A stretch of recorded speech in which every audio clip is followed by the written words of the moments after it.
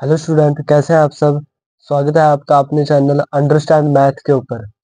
इस चैनल पर मैं आपको 12th क्लास का चैप्टर फर्स्ट करवा रहा हूँ।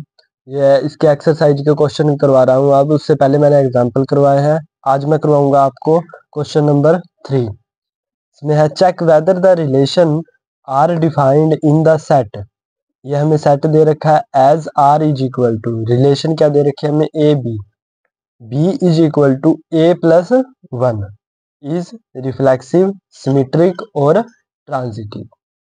ये हमें प्रूव करना है। लिख लेते हैं जो हमें सेट दे रखा है A is equal to A। फिर रिलेशन क्या दे रखी है हमें, ये दे रखी है।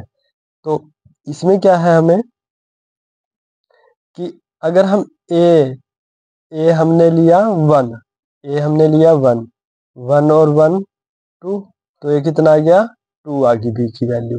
और अगर हम A की वैल्यू 2 लेते हैं तब कितनी आएगी, 3 आ जाएगी। और अगर 3 लेते हैं तब कितनी आएगी, 3 + 1 4। और अगर 4 लेते हैं तो 4 + 1 5। और अगर हम 5 लेते हैं तो 5 + 1 6। और अगर 6 लेते हैं तो 6 + 1 7। तो ये हमने सारी वैल्यू A की ले ली और हमारे पास ये रिलेशन बनी। उसके बाद हमने ये वाली सारी ले ली बार बार, उसमें पहले 1 फिर 2 फिर 3 ये। तो उसके बाद हमारे पास ये रिलेशन बनी। अब हमें क्या प्रूव करना है, रिफ्लेक्सिव। तो रिफ्लेक्सिव में क्या होता है कि सेम नंबर दोबारा से आ जाए। अगर हम वैल्यू 1 रखते हैं तब हमारे पास यहाँ कितनी आ रही है 2, 1 तो नहीं आ रही। तो ये वाली तो हमारे पास कोई सी भी नहीं बनेगी इसमें। तो लिख सकते हैं नॉट बिलोंग्स टू आर। तो इसलिए ये रिफ्लेक्सिव नहीं है। दूसरा है सिमेट्रिक। सिमेट्रिक में क्या है कि अगर हम ए बी और बी ए, ये होती है ना उसकी कंडीशन।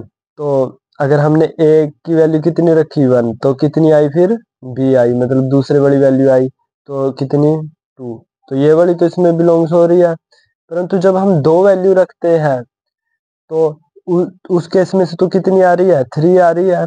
तो 1 तो नहीं आ रही है, क्योंकि फिर दोबारा नंबर आ जाता है ना, ये बी पहले आ जाता है और ए बाद में। तो ये नॉट बिलोंग्स टू आर। तो इसीलिए हम इसे लिख सकते हैं so it is not symmetric. Third is transitive. Transitive में क्या है, A B belongs to R, फिर B C belongs to R, और फिर है ए और सी बिलोंग्स टू आर। ये कंडीशन होती है। मैंने इंट्रोडक्शन पार्ट में अच्छे से समझा रखा है। अगर आपको उसमें डीपली समझना है तो उस वीडियो में जाके, इंट्रोडक्शन वाले पार्ट में जाके समझ सकते हैं आप। तो जब हमने 1 वैल्यू रखी तब कितनी आई थी हमारे पास 2, तो ये इसमें बिलोंग्स कर रहा है।